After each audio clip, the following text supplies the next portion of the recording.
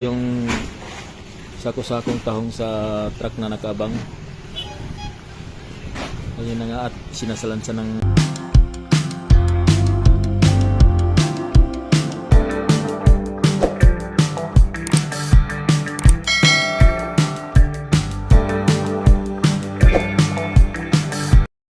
magandang araw mga tigasin. Nandito po tayo sa ibabaw ng tulay. Iniintay po natin ang pagdating ng ating mga tigasin galing sa laot.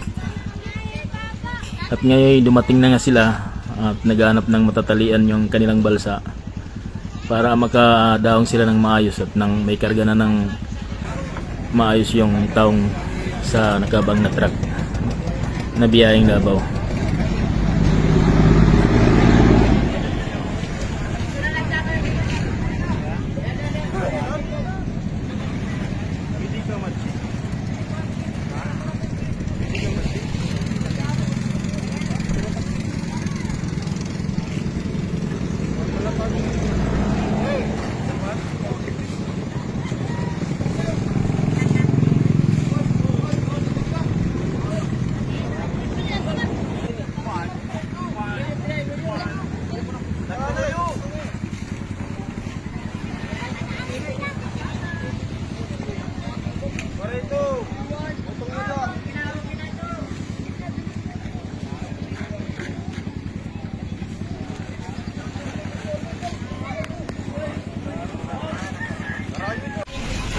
At naitali na ng maayos ang tali ng balsa, kaya ang pisa na nilang i-discarga sa isa yung tahong nagkakarga sa truck.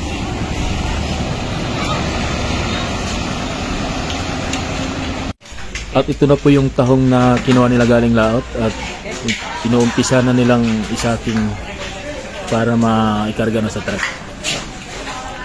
Shout out nga pala sa may-ari ng taong na si Conchal Judy at saka ay Ma'am Marilyn Labrada, kasalukuyang nag-observe sa pagsaking sa ating mga tigasin na makikisig. Ay nga,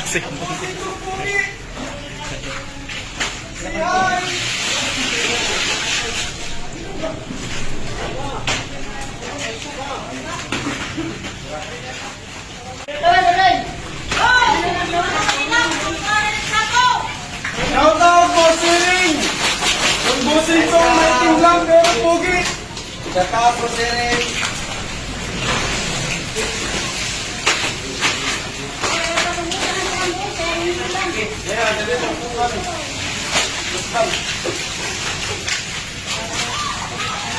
Welcome back to Signal!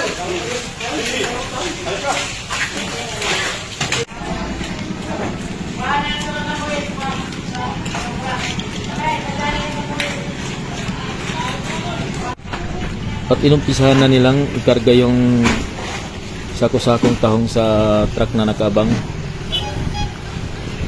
Ayun na nga at sinasalansa ng maayos ng ating mga tigasin. Shoutout po Siring! Ang busing kong gopo!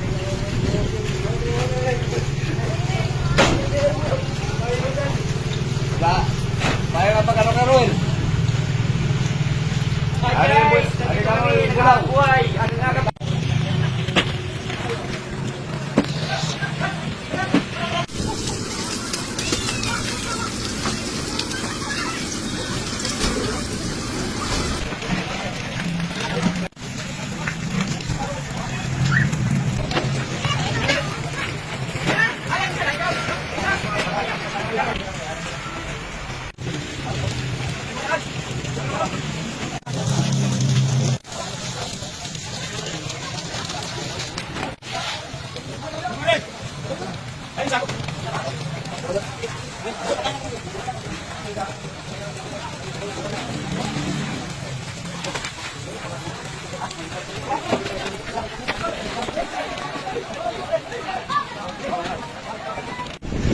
Buhay pa rin tayo.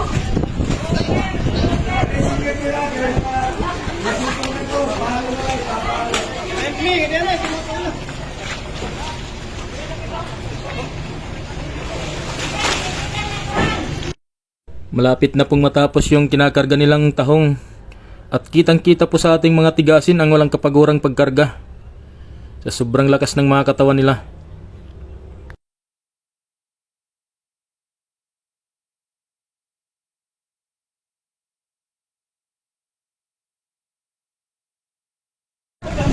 Ang lalakas talaga ng ating mga tigasin, no?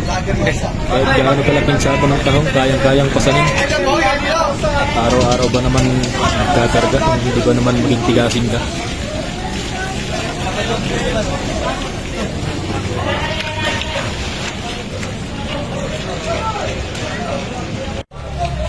Pangit! Yes!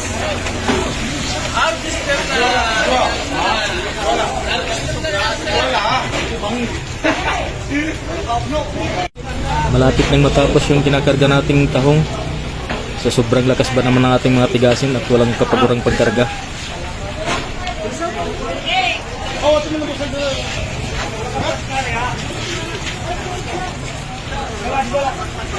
At tumutulong na rin po yung may-ari ng tahong sa pag-pitch ng sako para mapadali yung pagkarga.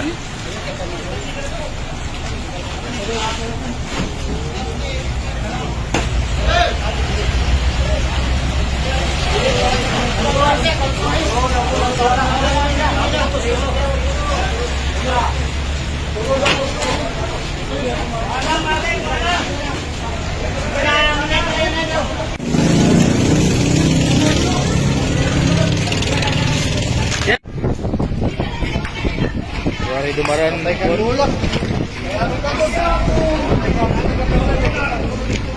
yan, tagal sa ka.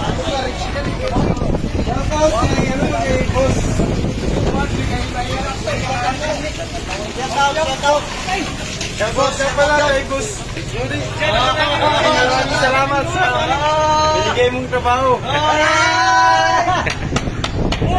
Hindi mo makita sa ating mga tigasin ang kapaguran dahil in-enjoy lang nila yung pagkakarga ng tahong. At nakukuha pa nilang mag-shoutout sa kanilang bossing dahil daw pasalamat sila dahil binigyan sila ng trabaho. At malaking bagay na ito.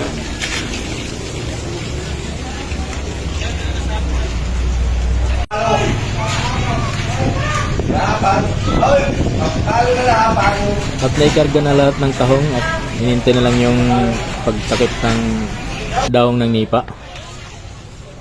At ito'y tatakpan na nga ng ating mga tigasin para hindi mainitan yung ibabaw. Kasi malayo-layo pa yung ibibiyahe nito papuntang Davao. At inigpitan na rin ng ating mga tigasing pahinanti at driver yung sidings ng truck na sinisigurado nila na mababang biyahe at hindi ito basta-basta mabubuksan o kusang bubukas.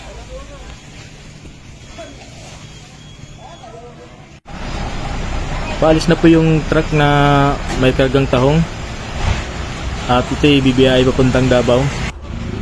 Sana'y gabayin sila ng kung may kapal sa kanilang paglalakbay at itatin sila ng maayos sa kanilang paroroonan. Maraming salamat po sa panonood at dito na lamang po.